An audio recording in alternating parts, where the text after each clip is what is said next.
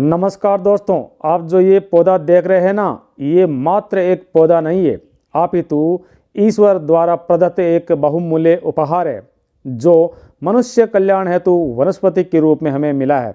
ये पौधा मनुष्य के जन्म से लेकर मृत्यु तक काम आता है और मनुष्य के प्रत्येक रोग के निवारण का रामबाण उपाय है जो संजीवनी बूटी से कम नहीं है। इसका सही इस्तेमाल करके आप अपने जीवन के सभी रोगों से मुक्त हो सकते हैं। दोस्तों, इस वीडियो के माध्यम से हम आपको इसके इस्तेमाल की विधि विस्तार पूर्वक बताएंगे कि इसका उपयोग कैसे, कब और कितनी मात्रा में करना है। इस पौधे की पत्तियां, तना और जड़ों का किस प्रकार इस्तेमाल करना है, पूरी विधि बताने वाले हैं। इसलिए यदि आप अपने जीवन में कुछ नया सीखना चाहते हैं तो चैनल को सब्सक्राइब अवश्य कर ले और जितना हो सके मनुष्य कल्याण हेतु इस वीडियो को अधिक से अधिक शेयर अवश्य करें, क्योंकि आपने सुना ही होगा कि कर भला तो हो भला। दोस्तों, इस पौधे का नाम है अपामार्ग। जी हाँ, अपामार्ग एक बहुत गुणी औषधि है जिसका बरसों से आयुर्वेदिक दवाओं के रूप में इस्तेमाल किया जाता है। अपामार्ग के उपयोग से विकारों को ठीक किया जाता है, बीमारियों की रोकथाम की जाती है। आप दांतों के रोग, घाव सुखाने, पाचन तंत्र विकार, खांसी, मूत्र रोग, चर्म रोग सहित अन्य कई बीमारियों में अपामार्ग का लाभ ले सकते हैं।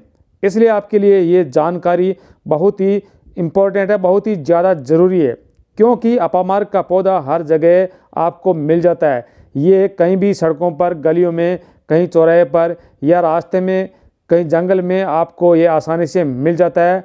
लेकिन जानकारी न होने की वजह से आप इसे कचरा समझकर फेंक देते हैं। दोस्तों, अपामार्ग एक जड़ी बूटी है। बारिश की शुरुआती मौसम से ही अपामार्ग का पौधा अंकुरित होने लगता है। ठंड के मौसम में फलते फूलते हैं और गर्मी के मौसम में पूरी तरह बड़े हो जाते हैं। इसके फूल हरी गुलाबी कलियों से युक्त तथा बीज चावल जैसे होते हैं। इसके पत्ते बहुत ही छोटे और सफ़ेद रोमों से ढके होते हैं। ये अंडाकार एवं कुछ नुकीले से भी होते हैं। दोस्तों, आपको बता दें कि अपामार्ग खास तौर पर दो प्रकार के होते हैं, एक लाल अपामार्ग और एक सफ़ेद अपामार्ग। दोस्तों, सफ़ेद और लाल दोनों प्रकार के अपामार्ग की मंजरियां पत्तों के डंठलों के बीच से निकलती है। ये लंबे, कर्कश, कंटीली सी होती है।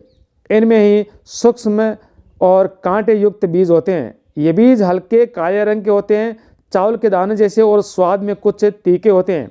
प्रिय मित्रों, वैसे अपामार्ग का वनस्पतिक नाम एकायरथिन्स एस्पेरा है। अपामार्ग को कई भाषाओं में अलग अलग नाम से जाना जाता है, जिस प्रकार हिंदी में चिरचिटा, लठजीरा, चिरचिरा और चिचड़ा कहते हैं। इंग्लिश में इसे वाशरमैन्स प्लांट के नाम से जाना जाता है। उर्दू में चिरचिटा भी बोलते हैं। आसामी भाषा में इसे अपंग कहते हैं, कन्नड़ा में उतरणी कहते हैं और तमिल में नायु रुविक के नाम से जाना जाता है। गुजराती में इसे अगेड़ा कहते हैं, तेलुगु में अपामार्गम कहते हैं और बंगाली में अपांग के नाम से जाना जाता है। पंजाबी भाषा में कुत्री के नाम से तथा नेपाली में दतिवन के नाम से भी जाना जाता है। मराठी में इसे अगाड़ा कहते हैं। वीडियो को स्किप न करना, बहुत ही ज़्यादा इंपॉर्टेंट है। ये नाम इसलिए बता रहे हैं ताकि अपनी भाषा के हिसाब से लोगों को अच्छी तरह से पता चल सके कि ये पौधा क्या है, इसका नाम क्या है, इसलिए थोड़ा बताना जरूरी है। हिंदी में इसे लाल चिरचिटा, लाल चिचिड़ा, संस्कृत भाषा में रक्तापामार्ग, वृंतफल, वसीर, मरकट पिपली के नाम से जाना जाता है। इंग्लिश में इसे पर्पल प्रीसेंस के नाम से जाना जाता है। कन्नड़ा में उतरनी और तमिल भाषा में चिरू कटालाती के नाम से जाना जाता है। तेलुगु में उतरनी और मराठी में भुईगढ़ा के नाम से जाना जाता है। दोस्तों, अपामार्ग के फायदे क्या है, हम विस्तार से आज बात करने वाले हैं और कई रोगों में इसका कैसे इस्तेमाल किया जाता है ये भी बताएंगे। पूरा वीडियो अवश्य देखना, यह आपके लिए बहुत ही ज़्यादा ज़रूरी है। अब सबसे पहले बात करते हैं अपामार्ग यानी सफ़ेद अपामार्ग के फायदों के बारे में। दोस्तों, सफ़ेद अपामार्ग को दांतों के रोगों के लिए और दांतों को मजबूत एवं सुंदर बनाने के लिए उपयोग में लाया जाता है। दोस्तों, अपामार्ग के 2-3 पत्तों के रस में रुई को डुबोकर फोया बना ले। इसे दांतों में लगाने से दांत का दर्द ठीक हो जाता है। दोस्तों, अपमार्ग की डंठल से यानी अपमार्ग की जो तना होता है उसको तोड़कर ताज़ी हरी जो होती है उसका रोज़ाना दातुन करने से दांत के दर्द ठीक हो जाते हैं। साथ ही दांतों का हिलना, मसूड़ों की कमज़ोरी और मुंह से बदबू आने की जो भी परेशानी है वो भी ठीक हो जाती है। इस दातुन के प्रयोग से दांत अच्छी तरह साफ भी हो जाते हैं। दोस्तों, अगर आपको ये जो प्लांट है, ये पौधा है, ताज़ा नहीं मिलता तो आप इसकी सूखी हुई डंठल का भी इस्तेमाल कर सकते हैं। पहले पानी में भिगो कर रख दे रात को और सुबह उठकर आप दातुन कर सकते हैं। अब बात करते हैं अपमार्ग से चर्म रोगों को कैसे ठीक किया जाता है, जैसे फोड़े, पुंसी, गांठें आदि में इसका क्या फ़ायदा हो सकता है। तो इसके लिए इसके पत्तों को पीसकर लगाने से फोड़े, पुंसी आदि चर्म रोग तथा गांठ के रोग भी ठीक हो जाते हैं। दोस्तों, अपमार्ग के प्रयोग से ठीक होती है मुंह के छाले और परेशानी। यदि आपके मुंह में छाले हो गए हैं और आपको बहुत ही ज़्यादा दिक्कत है तो आप अपमार्ग का उपयोग कर सकते हैं। दोस्तों, अपमार्ग के गुण मुंह संबंधी रोगों में फायदेमंद होता है। इसके लिए अपमार्ग के पत्तों का काढ़ा बनाकर गरारा करने से मुखपाक या मुंह के छालों की जो परेशानी होती है वो आसानी से ठीक हो जाती है। दोस्तों, ये जो भूख लगने वाला रोग है ये बहुत ही गंभीर रोग होता है। इसमें आदमी जो महिला है या लड़का लड़की है बहुत ही ज़्यादा खाना खाता है और बार बार खाता है। तो दोस्तों, इसमें खाया हुआ अन्न भस्म हो जाता है और शरीर एक जैसा ही रहता है। अपमार्ग के बीजों का चूर्ण 3 ग्राम दिन में 2 बार लगभग 1 सप्ताह तक सेवन करें। इससे या अपमार्ग के 5-10 ग्राम बीजों को पीसकर खीर बनाकर खिला देने से अधिक भूख लगने वाली बीमारी है उस समस्या का निवारण हो सकता है। इसके बीजों को खाने से अधिक भूख लगना बंद हो जाती है। इसके लिए अपमार्ग के बीज को कूट छान कर महीन चूर्ण करें। इसमें बराबर मात्रा में मिश्री मिलाए। इसे 3-6 ग्राम तक सुबह शाम जल के साथ प्रयोग करें। इससे ज़्यादा भूख लगने का जो रोग है, जो बीमारी है, उसमें आपको बहुत ही ज़्यादा लाभ होगा। इसके अलावा 2 ग्राम अपमार्ग की जड़ के चूर्ण में शहद मिलाकर सेवन करने से भी पेट के सारे दर्द ठीक हो जाते हैं। अब बात करते हैं आँखों की बीमारी में अपमार्ग का प्रयोग किस प्रकार करें और आँखों की बीमारी को कैसे ठीक किया जा सकता है। इसके लिए 2 ग्राम अपमार्ग की जड़ के रस में 2 चम्मच मधु मिलाए यानी शहद मिलाए। इसे 2-2 बूंद आँख में डालने से आँखों के रोग है वो ठीक हो जाएंगे, जैसे आई फ्लू, आँखों में होने वाला दर्द, आँख से पानी बहने की समस्या, आँखें लाल होना, रतौंधी आदि विकारों में अपमार्ग का प्रयोग करना उत्तम परिणाम देता है। इसके अलावा दोस्तों, अपमार्ग की जो जड़ है उसे धो ले, साफ कर ले, ठीक है, और थोड़ा सेंधा नमक मिला हुआ और साथ में दही मिला हुआ होना चाहिए।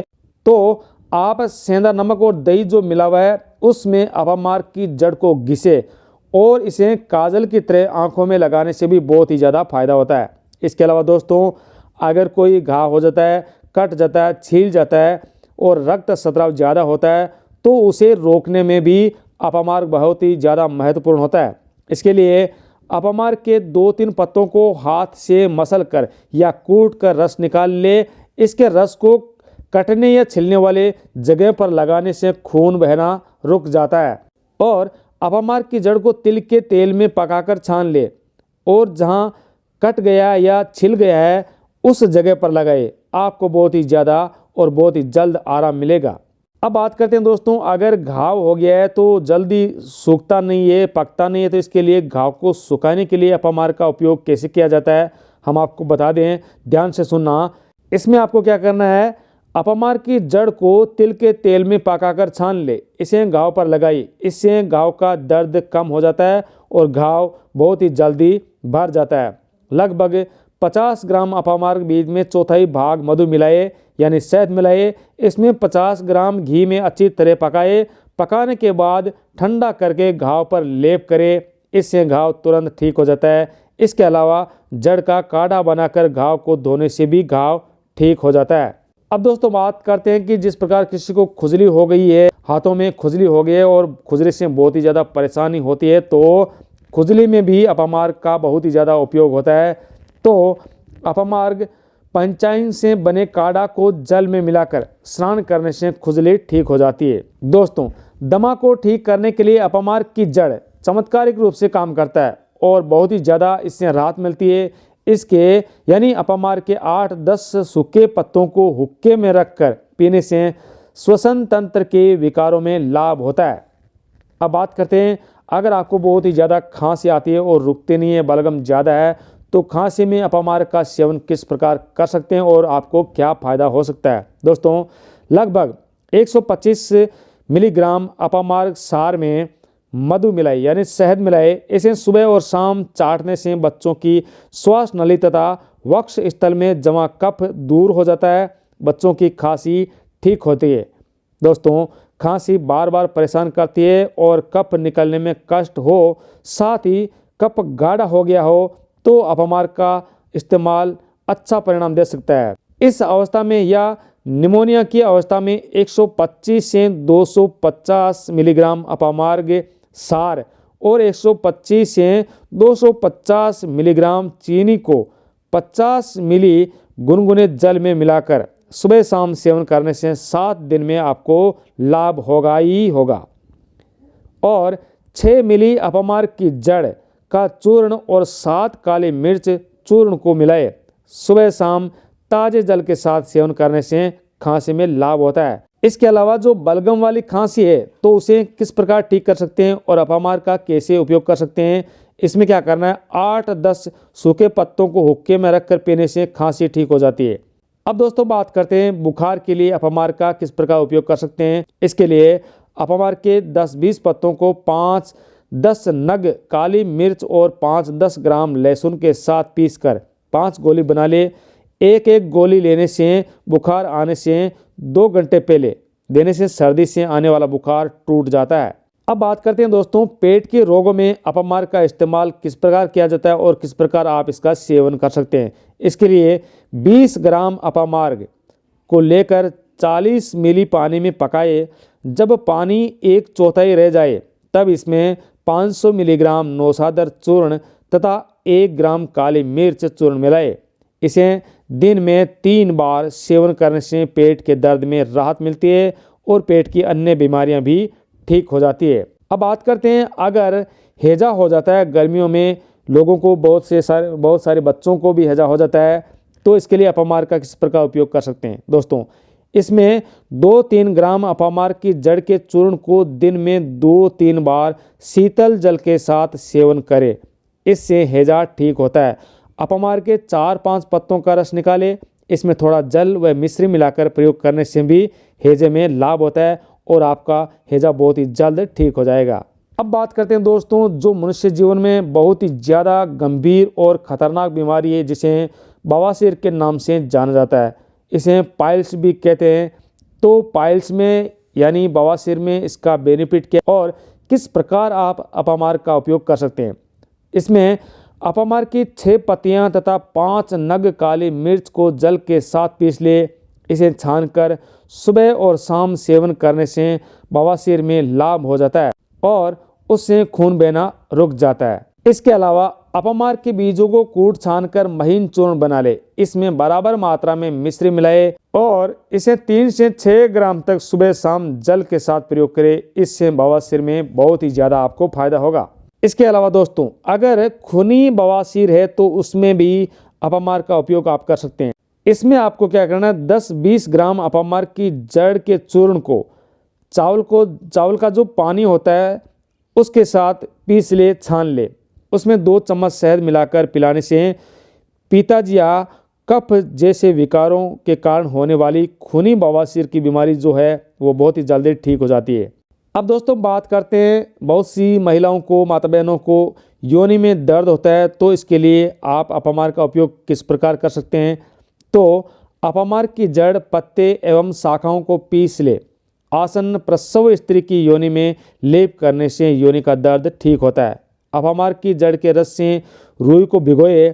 इसे योनि में रखने से योनि के दर्द और मासिक धर्म की रुकावट जो होती है वो मिट जाती है।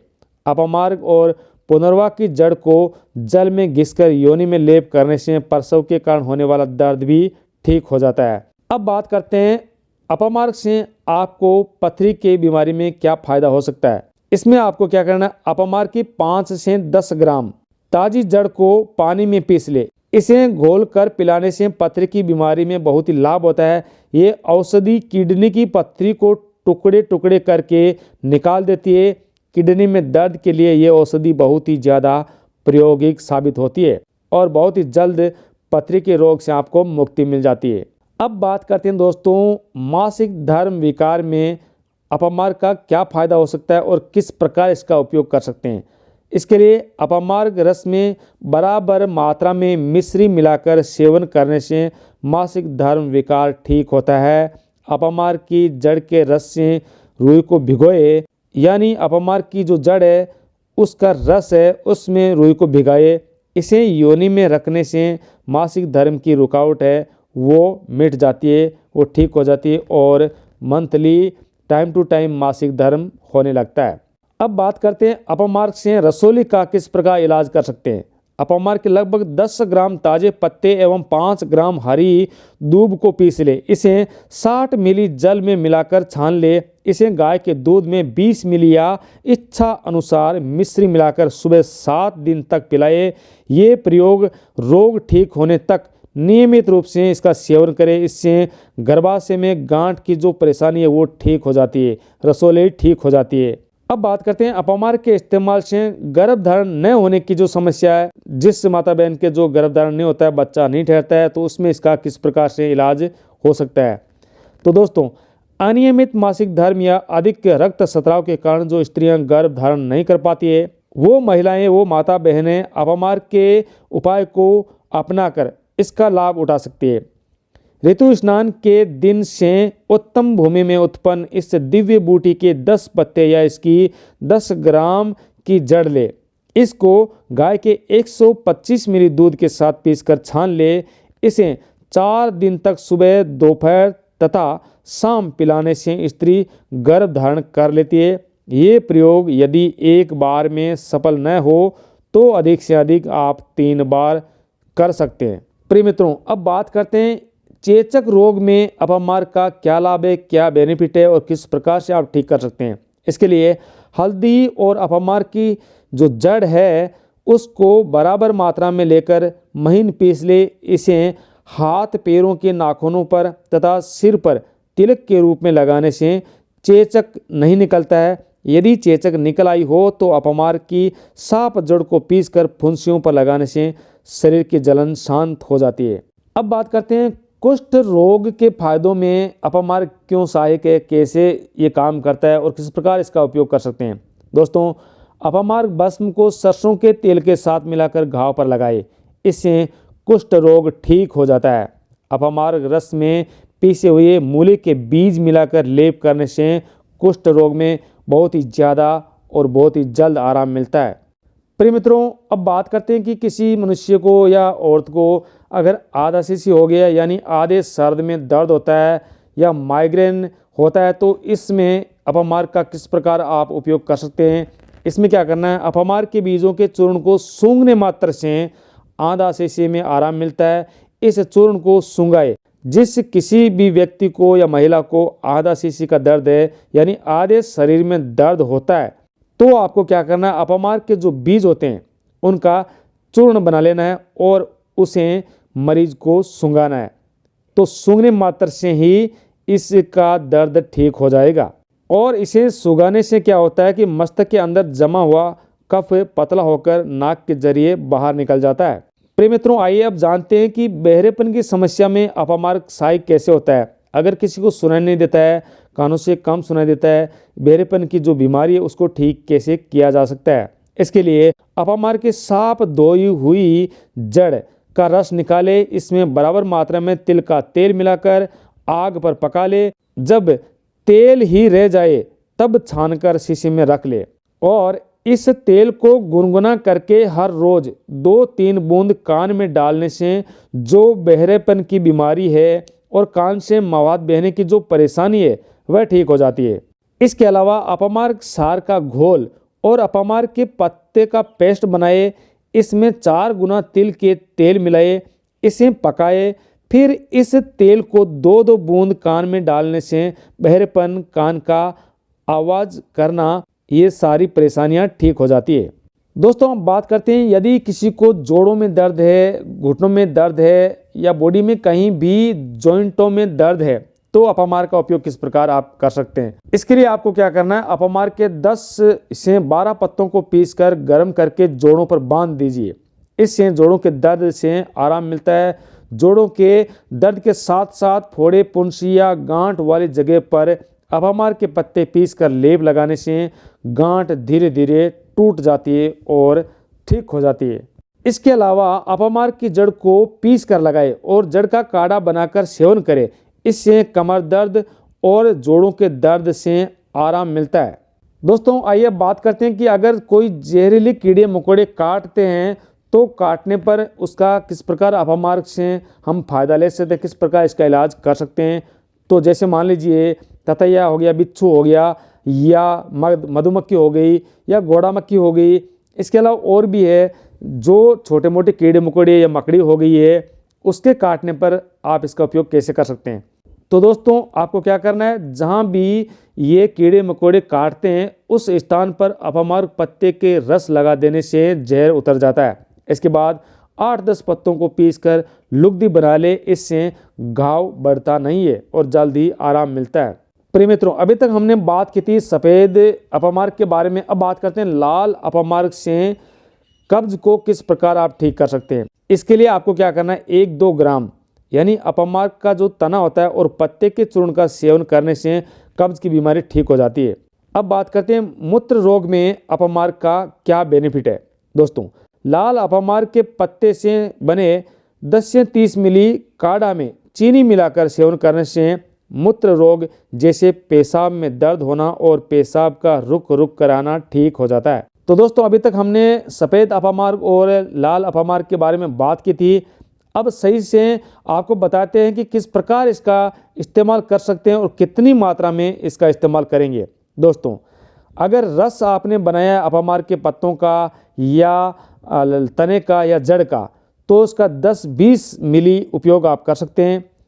और अगर जड़ का आपने चूर्ण बनाया है तो 3 से 6 ग्राम आप इसका ले सकते हैं, इसका इस्तेमाल कर सकते हैं।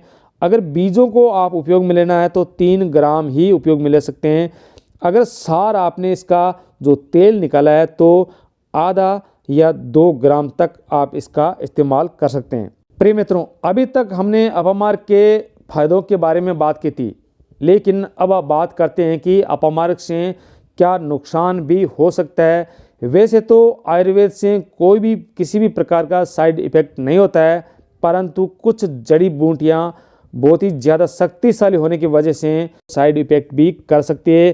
तो आपको चेतावनी देते हुए हम ये बताते हैं कि अपामार्क से किस प्रकार के नुकसान आपको हो सकते हैं। दोस्तों आमाशय के विकारों पर इसका प्रयोग अत्यधिक मात्रा में नहीं करना चाहिए, यानी आमाशय में अगर विकार है तो आपको इसका अत्यधिक मात्रा में प्रयोग नहीं करना चाहिए। तो दोस्तों ये जानकारी आपको कैसी लगी, अगर अच्छी लगे तो सभी के साथ शेयर अवश्य करना। आपका बहुत बहुत धन्यवाद।